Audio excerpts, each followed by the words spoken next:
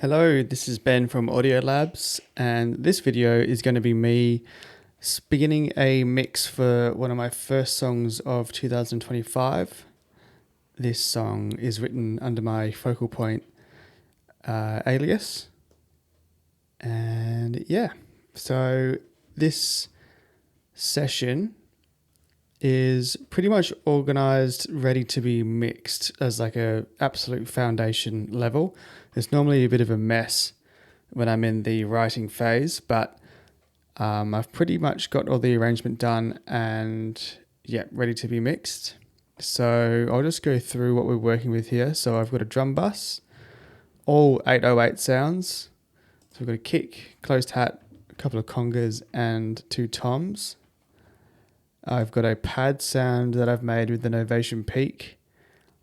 These two channels are both the same audio. It's just going to be panned left and right eventually.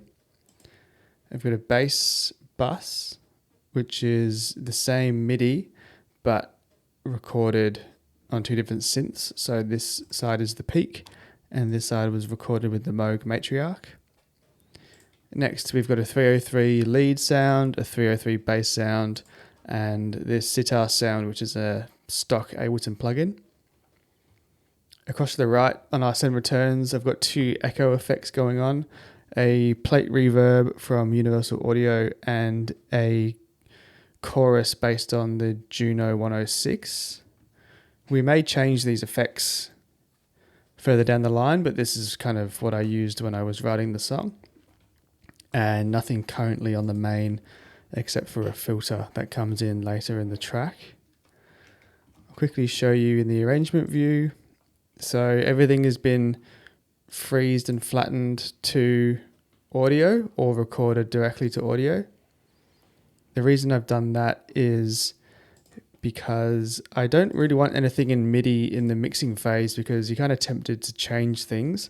So when I bounce it all to audio, it feels a bit more locked in, and it's also very annoying to make any changes now.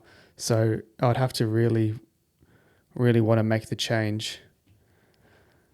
And yeah, so that's the track. I'll play you a little snippet just so you can listen. It's going to sound terrible because obviously we haven't mixed it. And yeah, so this is what it sounds like.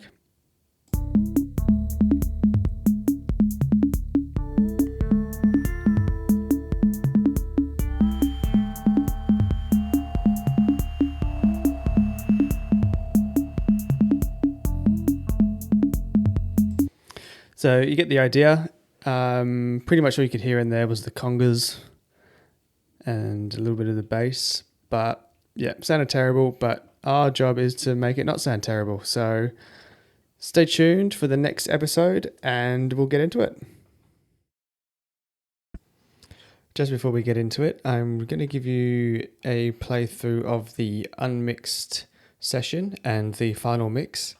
I'll just toggle between the two channels so you can hear the difference, and then we'll move on into the mixing. So I'll play a small snippet of the unmixed first and then just swap between the two.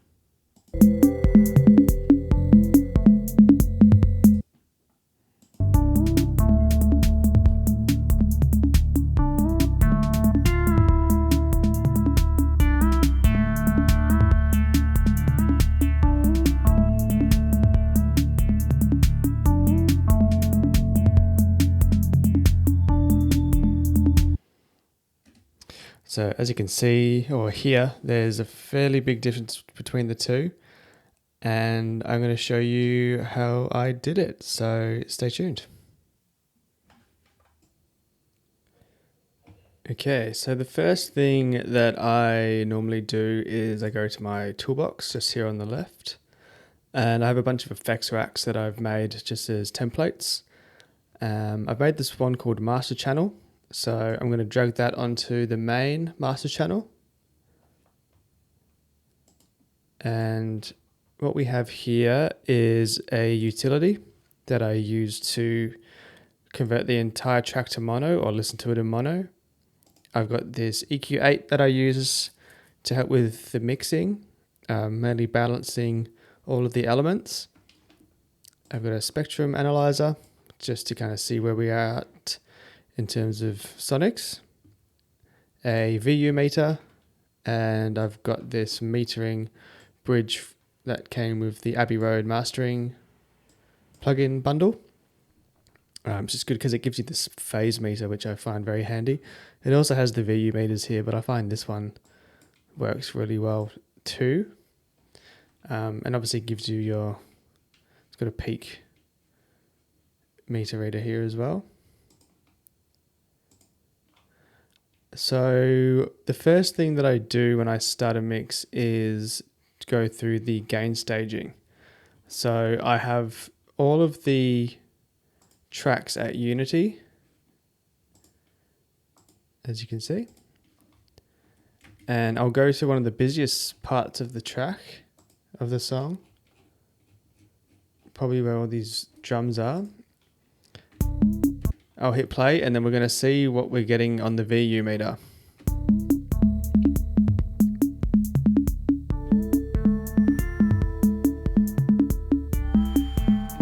So as you can see, it's just being sent all the way to the right, and the spectrum analyzer is kind of making this kind of big scoop in the middle, which we don't want either of those things. So we're going to go through and gain stage everything. So we're lingering at about this 0 unity mark on the VU meter. I won't bore you and do every single one, but I'll show you with the kick drum.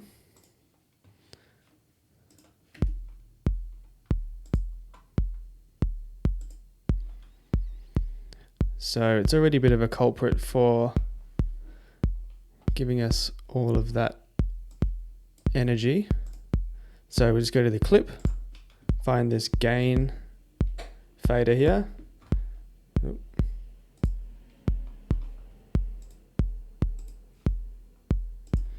And maybe -10. So there we go. So it's okay to be in the red a little bit.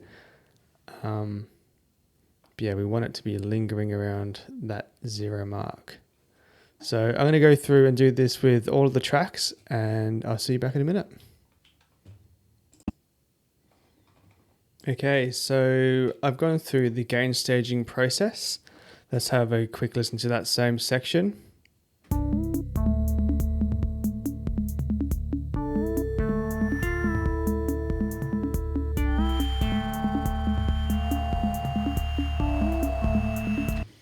So as you can see, we're still going into the red slightly, but that's primarily from all the peaks coming from the synths, which we can deal with a bit of EQ and compression. The next step after this is to balance all of the levels. So I'm going to go through each one of these, or like as a whole, and slowly move the actual faders to how I want the balance to feel. And I'm going to use the mono and the EQ8 here to help me, and the VU meter, just as like a guide. So what I tend to do is I'll balance it without any processing on it, and then I'll go through and listen to it in mono, and then I'll go through and listen to it with mono and with this Bell EQ one, and turn the speakers down very, very low to see if there's still anything really obviously out of place, like too loud or anything like that. So I'll quickly show you what that sounds like.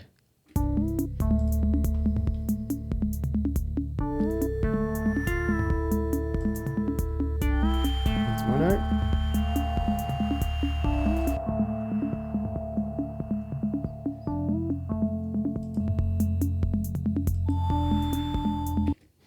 So you can see this is quite drastic when you actually take the EQ8 off. But yeah, it just really helps you kind of pinpoint if you've got anything that's really sticking out of place or that you can't hear at all. So I'm going to go through and do that, and I'll see you back here. So as you can see, I've done a little bit of moving around with these faders. I think it's sounding pretty good.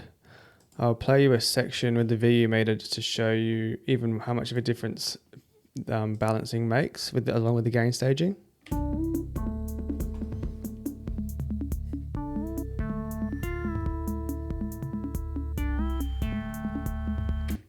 So now we've got plenty of room when we start adding processing and effects on the tracks.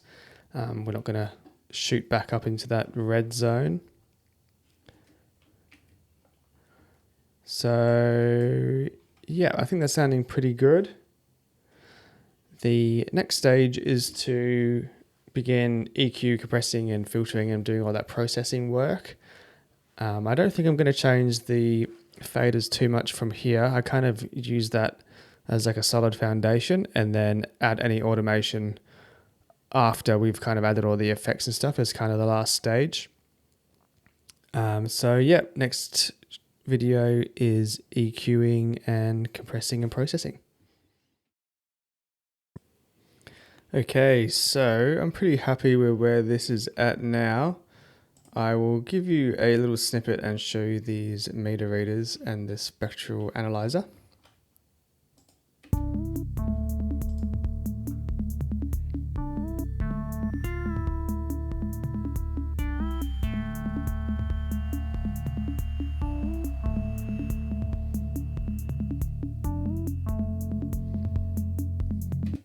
So everything's sitting pretty nicely in terms of volume and energy. I will go through and just show you what I've done really. So a bit of EQ on the kick. Pretty much high pass every drum element, and I've put an EQ in there just in case, but haven't really done too much. And then on the drum bus, I've got this LA2A compressor with a light comp preset. I tend to just use the presets on these UAD plugins. They're really good. And then if you need to, it kind of gets you in the ballpark. And then if you need to adjust anything, then you kind of do that to taste. And then just using this punch and parallel preset that I've tweaked a little bit in that stock Ableton. Coming over to the pads, just high passed. I had this width up a little bit. I put that back and then just notched out a few of the harsher frequencies. And then I've used this mid-side EQ just to brighten it up a little bit. Coming over to the bass, I've used the utility and put it in bass mono. And I've used the Andrew Scheps Omni channel in mono as well. Just giving it a bit of that heavy saturation, rolled off all of the kind of excess high notes with the high pass filter. And then just adjusted the tone very slightly on the EQ. I've used the mid-side EQ again, just to kind of make the bass a bit more focused and present. And I've side changed the kick to the bass so it cuts through. And then just popped one more compressor on there, bass in front, just to kind of make the bass the kind of focal point of the track. Coming over to the lead sound, just a high pass filter, and notched out a little bit of the high frequency. And just a compressor just to catch a few of the highs as I open the filter on the synth. It peaks up a fair bit. The intro bass sound, which I don't know if we've listened to yet, I will play it, but I've used the Scheps Omni channel again. It's really good for bass, I find, this plugin. Haven't gone quite as heavy on the saturation, but I've just put a low pass filter and effect compressor. And then just notched out a few of the muddy bits because it's a bit lower in the register. And then the sitar sound, I've got it pretty low in the mix because it cuts through a fair bit. I'll There we go. That was supposed to be on the pad. Must have changed that one accidentally. And then just high passed and just rolled off the super high frequencies off it. And then same again, kind of catching those initial peaks with the stock compressor.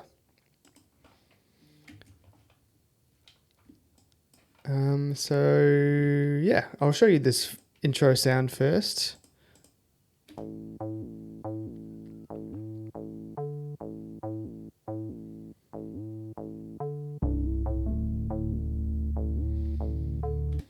So that's what the intro sounds like. I've got a Behringer Clone 303 and it's just started to make this strange hissing sound. So I think it might be time for a new one, but it is what it is. I think it still sounds kind of cool.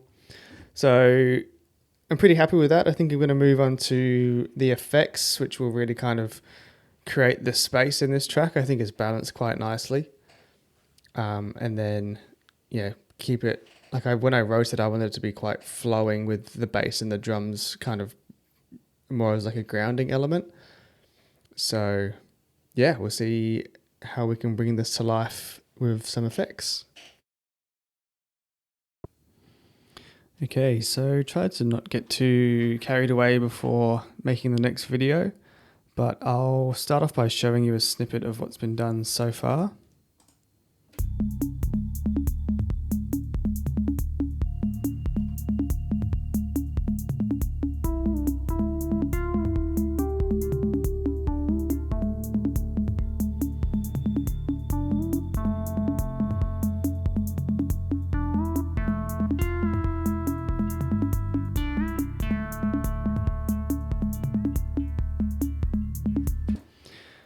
So yeah, I feel like it's much lighter.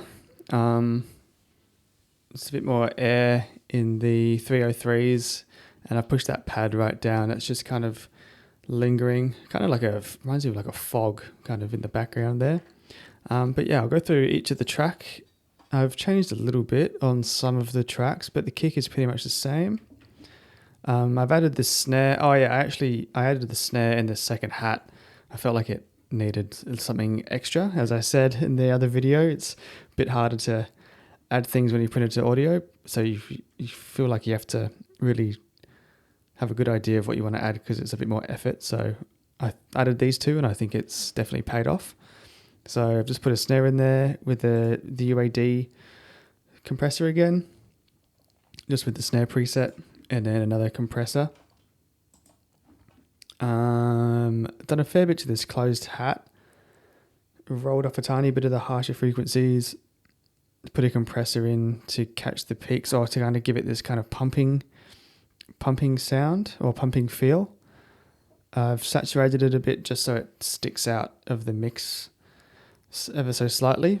The tiniest bit of reverb combined with the send return, I feel like when you actually put an insert reverb on percussive elements and just give it a tiny bit of wet, it pushes it back further in the mix. So I think that's worked quite nicely.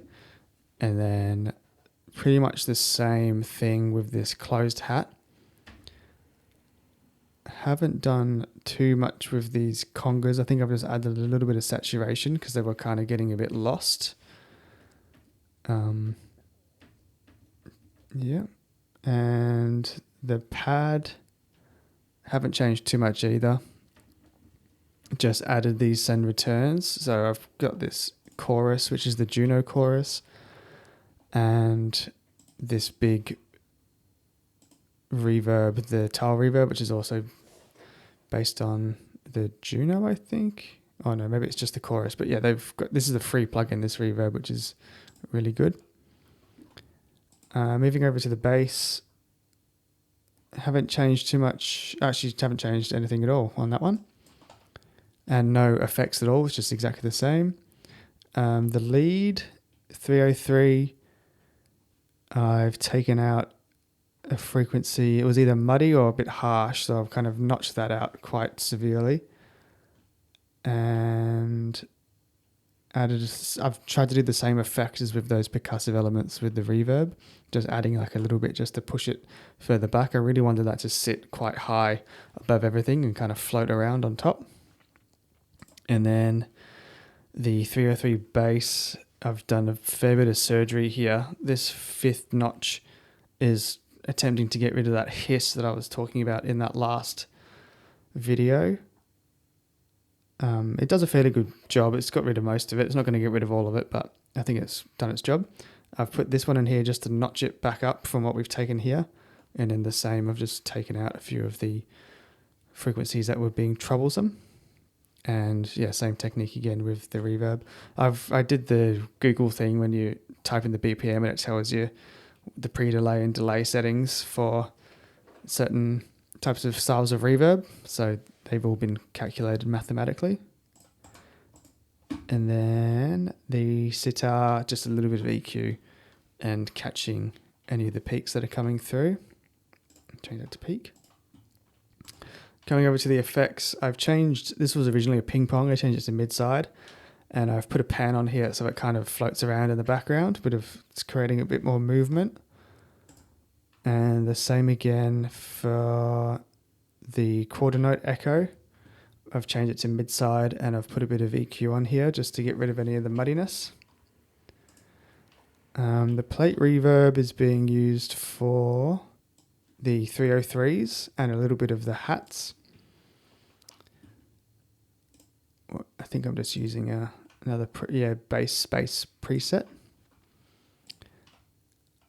And then the chorus is pretty much maxed out. Yeah, both choruses are on, stereo width is cranked up and the wet is all the way up, and then just taking out any of the lower frequencies. So yeah, I think it's sounding pretty awesome now. I'll show you another little snippet before we move on. The last stage I'm going to do is some automation. So I'm going to automate a few of these send returns to move up and down in certain sections just to kind of create a bit of, I don't know, kind of transitional moments, and maybe a little bit of automation on the actual volumes as well. But I'll just play you this little bit that we haven't heard yet.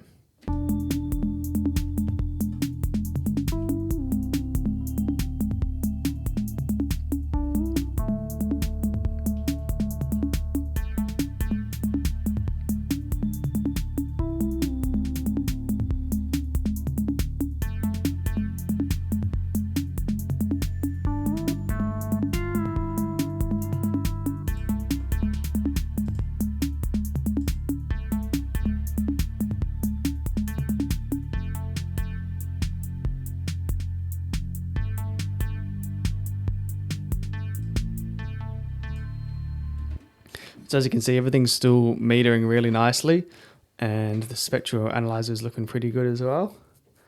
So yeah, we're going to move on to the last stage of the mix, which is automation. Okay, so that brings us to the end of mixing this track. Track 3 doesn't have a name yet. The steps I took in this video was some automation, mainly just with this send and returns and panning.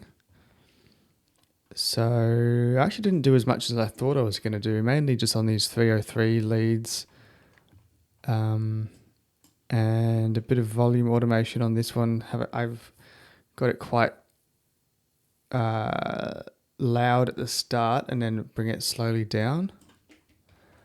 And you can see the automation on here with the send and returns.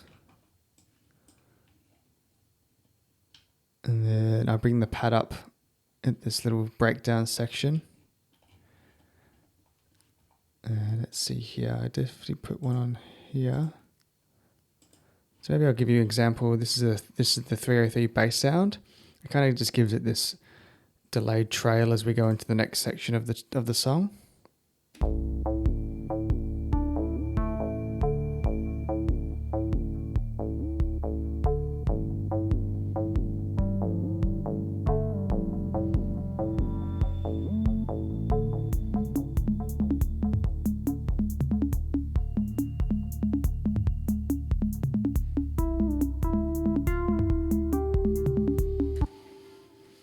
Yeah, I think it just acts as a nice kind of segue into the kind of tribally percussion bits.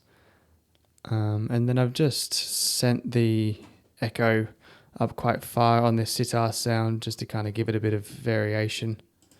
I think I do like the kind of minimal kind of breakdown bit, but I think it just gives it a little bit of variation.